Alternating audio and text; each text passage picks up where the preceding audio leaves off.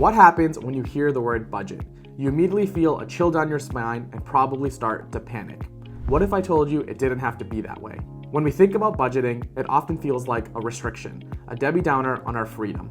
It's the same as the word diet. Immediately, you start to mourn all the pizza and donuts that you'll be missing out on. But what if I told you budgeting didn't need to be a joyless exercise in self-denial? What if there was a better way? Today, we're going to do a deep dive into Ramit Sethi's conscious spending plan. This innovative approach turns budgeting on its head and puts you firmly in the driver's seat. It encourages you to spend, yes, spend, on the things that bring you absolute joy and cut down mercilessly on the things that bring you no joy. We will discuss the concept of budgeting, but I promise, by the end of this video, you won't feel confined.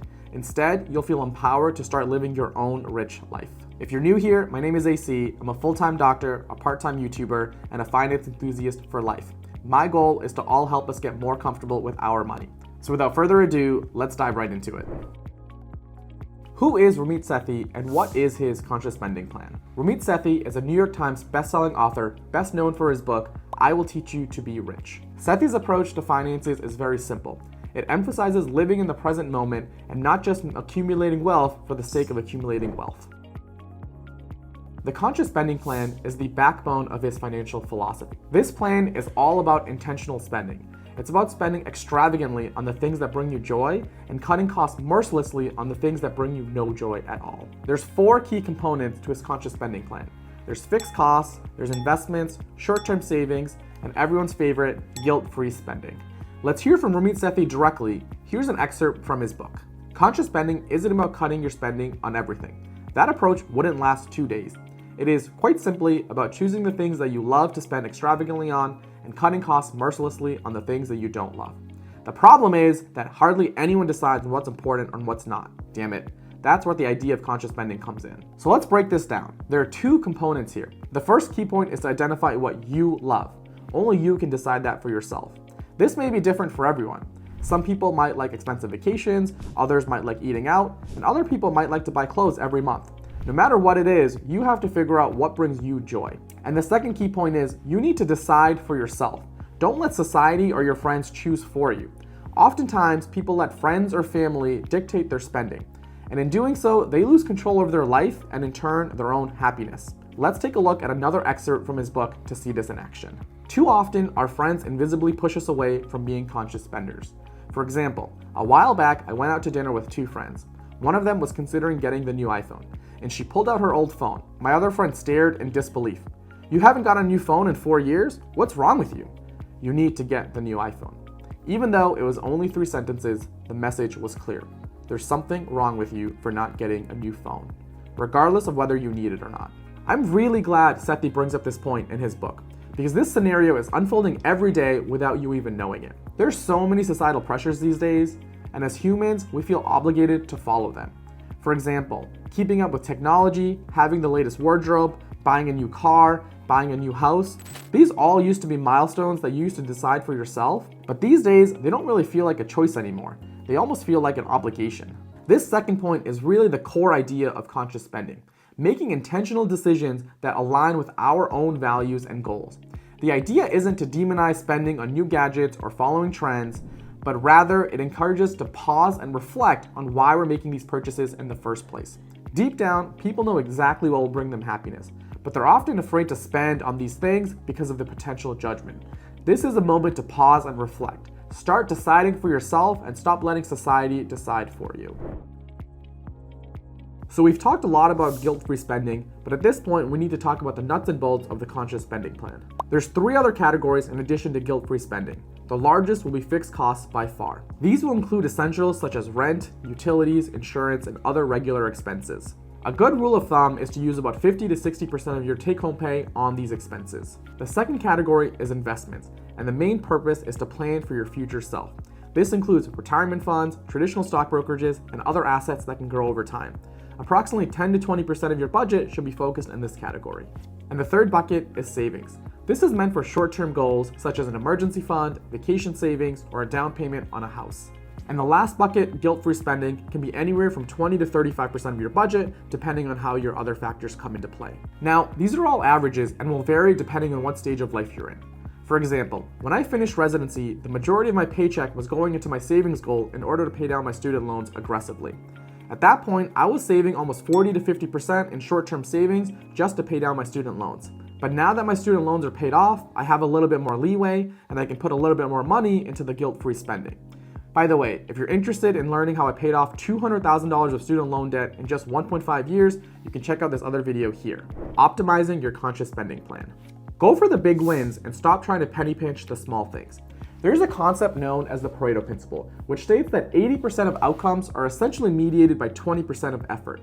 And this is true for your spending habits as well. If you look at your recent credit card statements, I guarantee that 80% of your overspending probably comes from just 1 to 2 buckets. For example, if you live in a very high cost of area living, you could easily save money by moving to a lower cost of area living. Or if you're leasing an expensive car, you could try and downgrade and buy a used car instead. Or maybe you're eating out too often as a consequence of convenience and not necessarily choice.